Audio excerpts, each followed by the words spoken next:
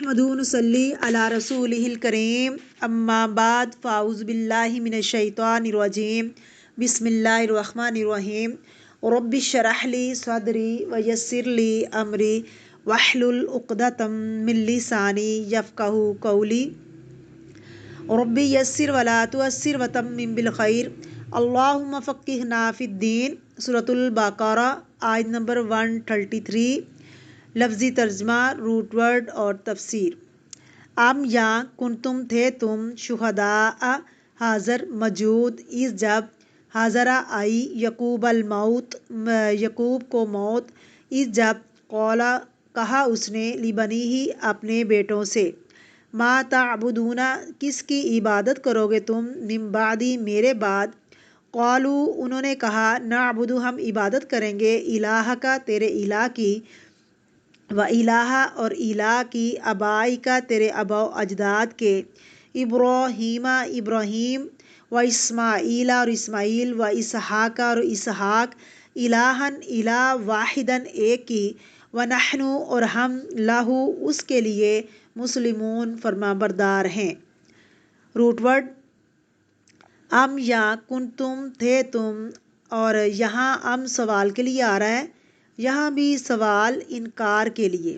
کنتم تھے تم شہداء شہداء شہداء کے دو واحد ہوتے ہیں، ایک ہوتا ہے شہید اور ایک ہوتا ہے شاہد۔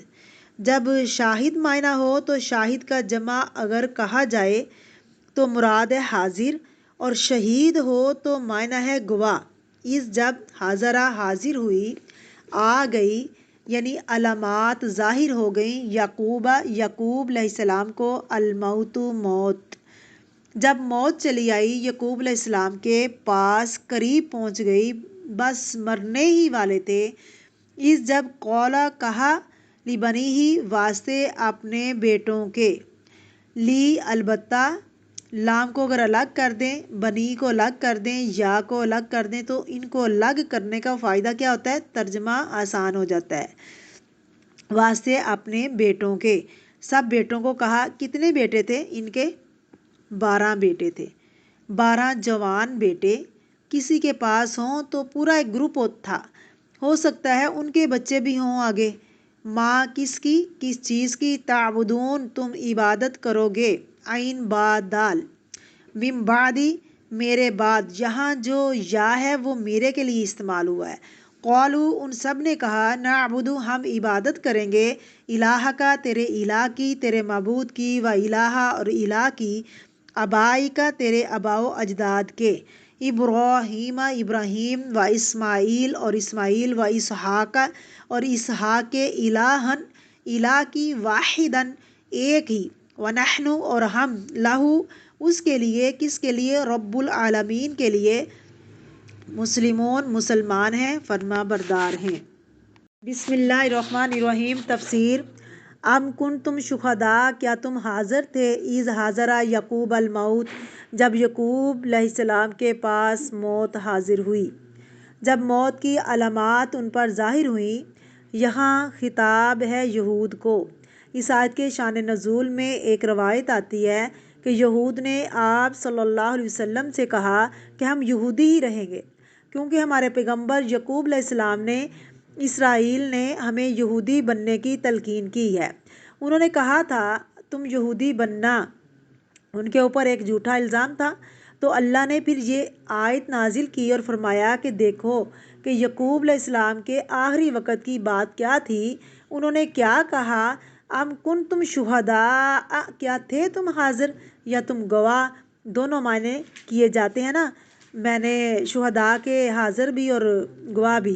اذ حاضرہ یعقوب الموت جب یعقوب کو موت حاضر ہوئی، اذ قال لبنیہ جب انہوں نے اپنے بچوں سے کہا تھا ما تعبدون من بعدی میرے بعد تم کس کی عبادت کرو گے، تو ان کے بچوں نے کیا جواب دیا تھا؟ قالو ان سب نے کہا نعبد الہ کا ہم عبادت کریں گے تیرے الہ کی، و الہ ابائی کا اور تیرے باپ دادا کے الہ کی، ابراہیم و اسماعیل و اسحاق ابراہیم اور اسماعیل اور اسحاق کے الہ کی، الہ واحدن ایک ہی الہ تھا۔ یہ قول غلط ہے کہ یعقوب علیہ السلام نے یہودی بننے کے لیے کہا تھا، یا ان کے بچوں نے آگے یہ اقرار کیا تھا کہ ان کی نسل اولاد نے کہا تھا تم ان کو فالو کرو؟